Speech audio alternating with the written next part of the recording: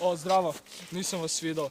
Dobrodošli u part 2 Winter Frost Edition. Ovo je, kao što vidite, drevno koplje drevnih Maja. Snimi slipće. Drevno koplje drevnih Maja, jeste. Ima Frost plus 50, ali mu je speed minus 10 i veoma je teško. Okej, izvinite zbog toga. I da, ovo sam našao, ovima ću da ubijem Drakule i Garmadone. Idemo. Šta su Garmadone? Da. Ajmo.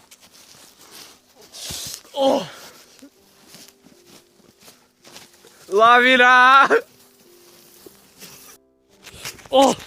O ne! Gde mi je snimatelj? Gde je kamerman? O ne. Izgleda je da je nestao. Nikad te neću zaboraviti, Milovane. Ti si kriv! Majanski!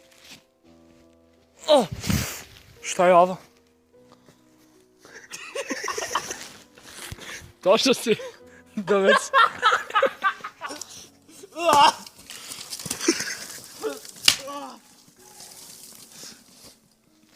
Da li si dobro? Došao si. Ne, u redu je. Ja sam prijatelj. Ne.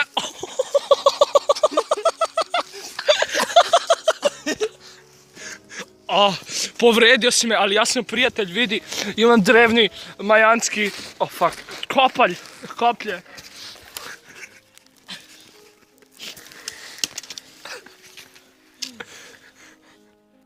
Ima 1% baterije. Nastavi.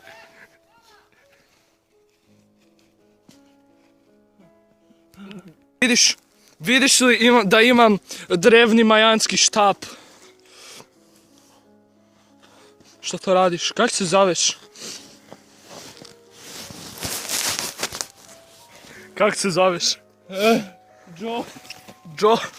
Dođi Joe. Ne Joe, loš Joe. Joe, da li ćeš mi pokazati kako da koristim drevni mač Maja? It is good. Da. Hvala ti Joe. Hvala.